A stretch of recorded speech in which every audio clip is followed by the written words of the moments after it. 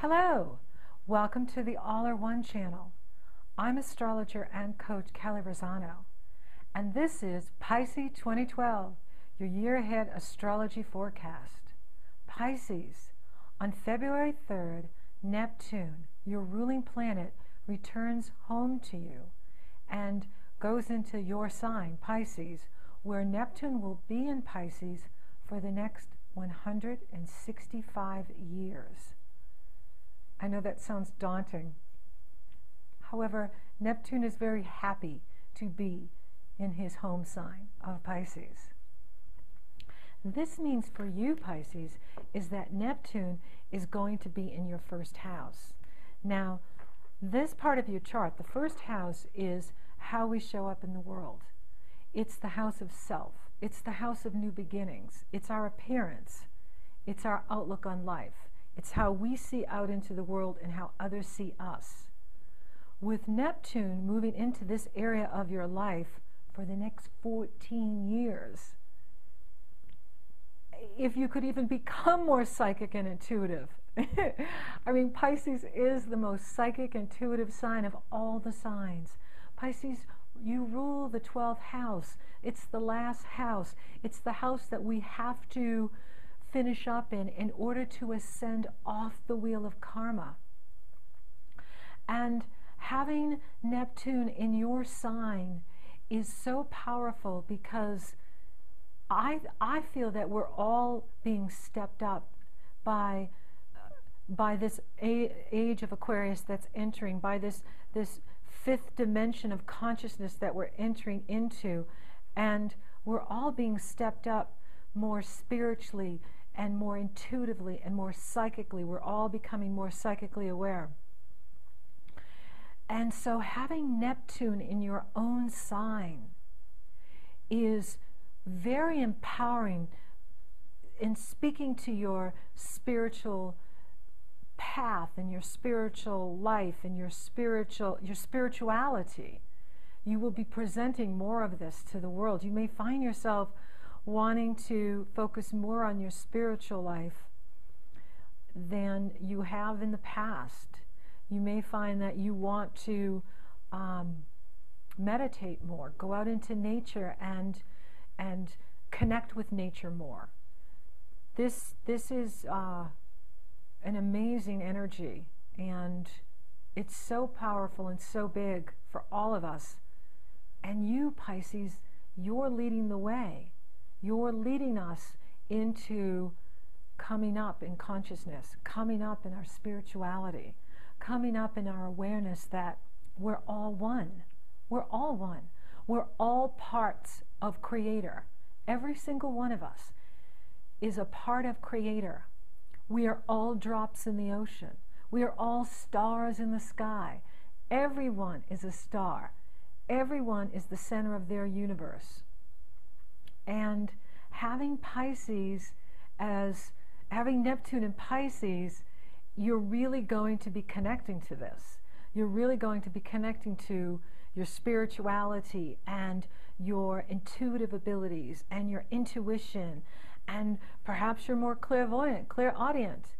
It's going to be interesting to see how you come up in consciousness in 2012 and how you evolve in consciousness in 2012 and how you show us how spiritual you are and how even more spiritual you are becoming. Now Mars, which is a completely different energy, Mars is our drive in life. Mars is the action planet. Mars rules men. Mars rules war. Mars gets us out of bed in the morning. Mars gets us out the door. So wherever Mars is, he's kind of tearing things up. And Mars is in your 7th house of marriage and partnership. Mars is in the 7th house of public relations, people we consult, partners, business partners, and romantic partners, not just marriage partners, but anyone that you're in a partnership with is the 7th house, is this area.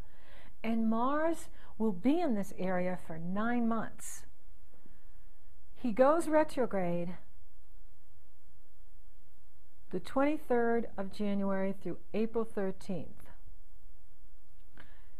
So there could be some challenges here with you with the partner and relating to other people, because you've got Neptune in the first and you want to contemplate source and spirit, and we're all one and we're all connected. Why do we need an ego? Why do we need to be bothered with this lower stuff? And then your partner's over there going, what are you doing? What do you mean you meditated for 4 hours today? Where's dinner? So balance is the key for all of us. Balance is the key. So we want to be balanced with ourselves, and we want to be balanced in our work. We want to be balanced in our relationships. And part of the reason we're going through so much in this transformation, this Pluto-Uranus transformation that I'll be talking about in the end, is because everything's out of balance. The economy's out of balance. The government doesn't work. We're out of balance. And in order to move into fifth dimension and higher consciousness, we have to bring the balance back. So remind yourself that, yes, you are a spiritual being, and you can meditate while you're doing the dishes. You can meditate while you're shopping. You can meditate while you're doing the tasks of taking care of your spouse, taking care of the family, and you can do it in a balanced way. So I think this is really interesting. Now, Venus, the goddess of love and abundance and beauty, she is going into your fourth house. And the fourth house is the foundation of the chart. The fourth house is the home. The fourth house is how you nurture yourself and how you nurture your family, how you nurture others that are close to you. So with Venus going into your fourth house on April 4th, it's going to improve the home life. So it will help to settle down any arguments in the marriage or the partnership when your partner's looking for dinner and you're out meditating on the stars. So Venus in the fourth house is going to make the home more beautiful. It's going to make family more harmonious, and therefore it makes your foundation stronger, and it makes you stronger, and it makes life better. So Venus goes into your fourth house on April 4th, and she will be in there till August 7th. She'll be there four months, which is kind of unusual because Venus is retrograding, and she retrogrades every 18 months. And she's retrograding from, let's see, May 15th through June 27th. Venus will be retrograde. And that means she's going over things in the fourth house, having to do with family, having to do with where you live, having to do with your foundation, having to do with your home. And Venus is in there going over everything. And Jupiter joins her on June 12th. So we have the goddess of love and beauty beautifying your home, and you're going to want to make your home even prettier. You're going to want to be cooking more. You're going to want to be in the home. When Venus retrogrades in the fourth house, we want to be home. We want to be baking. We want to be cooking. We want to be decorating. We want to make our home more beautiful, because the outer home is a reflection of the inner home. And wherever Venus is, she wants things beautiful. She wants us to get along. She wants us to make love, not war. Jupiter, the planet of expansion and abundance and opportunity, joins Venus in your fourth house.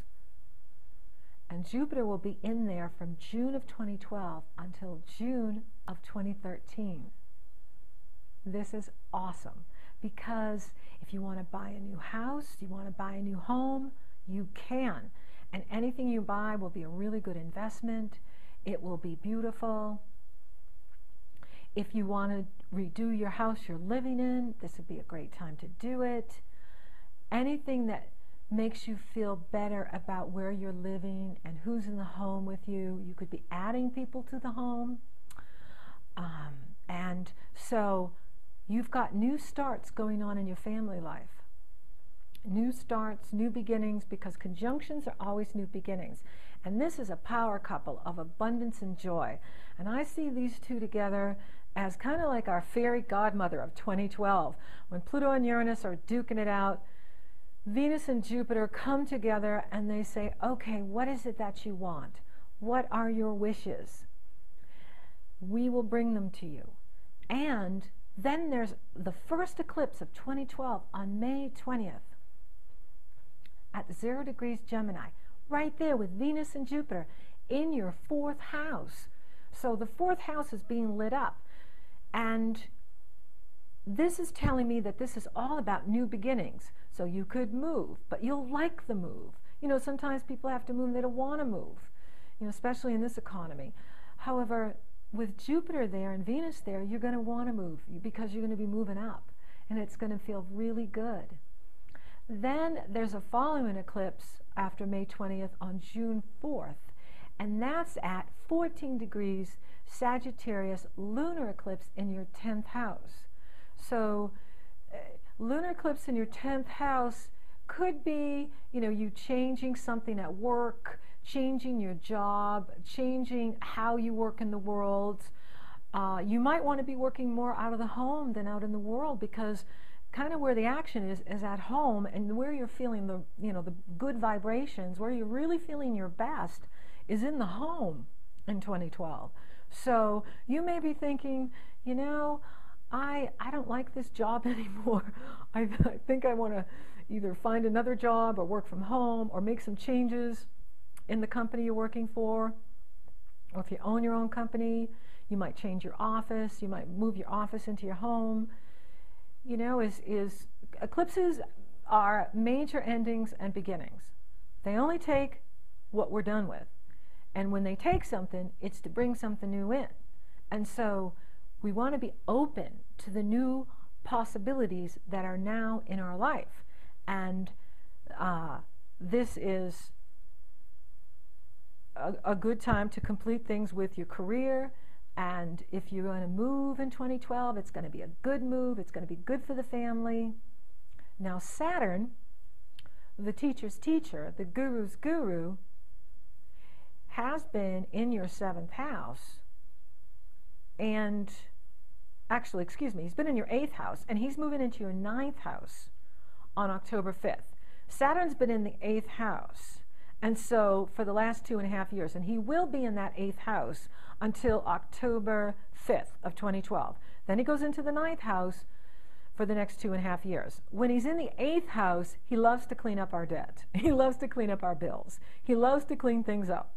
So Saturn's been in there for the past couple of years. So I would, you know, assume that you have been looking at your debt structure, you know, since the fall of 2009, and how you can restructure things so that you're in a stronger financial position. And with Saturn leaving that part of your chart, it is going to improve things. It will improve your finances. It will improve your sex life, because the 8th house also rules sex. And if Saturn's in there, it's not, you know, not that we don't love our spouses or partners or people we're with, but the urge to merge just isn't there when Saturn's in the 8th house. So Saturn leaving the 8th house, you may find that your sex life is coming back to life. And that's always a good thing, right? So with Saturn going into the 9th house by the end of the year, then you're going to be looking at your beliefs. You're going to be looking at, what do you believe? Now with Neptune in the 1st house of spirituality, you are looking at your relationship to source, your relationship to the planet, your relationship to others. And you may be changing some of your beliefs, but in a good way, because as we evolve, our beliefs are supposed to evolve. And with Saturn going in there, you're going to be looking at that, and it will be exciting. And then there is an eclipse that follows Saturn in there, a Scorpio eclipse on November 13th in the 9th house, activating what you think about your relationship to source, your relationship to God, your relationship to your spirituality, the expansion of your consciousness, the expansion of you around the planet, because the 9th house also has to do with long-distance travel. It has to do with people far away from us, connecting with people far away from us, connecting with others, light workers, light bearers throughout the world who are in vibration with you, who are in alignment with you, and connecting, because we're all one. And that's really exciting too. And then the final eclipse is right back there in that fourth house, which is the finishing touch. So you're probably going to move in 2012. By the end of the year, you will be in a new home, but you'll love it because it's going to expand you, and Jupiter's there, and Jupiter makes everything better wherever he is. He expands it. He brings opportunity. He brings good feelings, good vibrations, good energy, positive energy right there into the home. So if you do move, you will love it. If you stay where you are, you may add an addition on. You may add another bathroom on. You may, expand the home in a way where it makes the home even more comfortable for you to live in. Now, the last thing I want to talk about is Pluto and Uranus. Pluto is the planet of transformation. Pluto rules power and transformation. Pluto rules evolution. Pluto pushes us, evolve, change. Uranus, the awakener, the planet of unpredictability, expect the unexpected, is going to duke it out with Pluto. Uranus and Pluto are going to duke it out in 2012. They have 7 exact squares starting in 2012 through 2015. This is what's changing the world because everything's out of balance.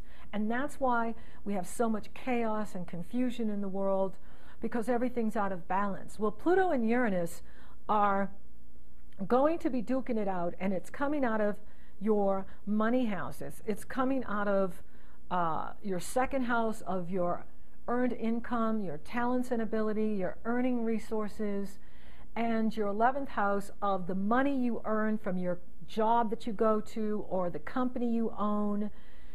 And so those two are going to be fighting it out on June 24th and September 19th. So you want to be aware of it, that you may have some explosions during this time with family members about resources and where the money's coming, where the money's going, and there could be some finalities here too. So, and that could speak to you leaving the job, and that would, of course, end the income from the job if you're no longer in the job.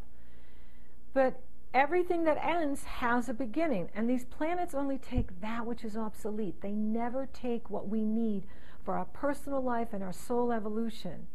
And everything is out of balance. And so we have to get to a place where we're bringing the balance back to us, balance back to the economy, balance back into all of our systems that are broken. And so Pluto and Uranus are the awakener and the exposer of the truth. And so whatever comes to light at this time, know it's for your highest good, and it's to empower you to live your very best life. Well, that's it for this time, Pisces. Thank you for watching. If you'd like to get a detailed look at your astrology in 2012, email me at Kelley@kelleyrosano.com. Until next time, keep looking up.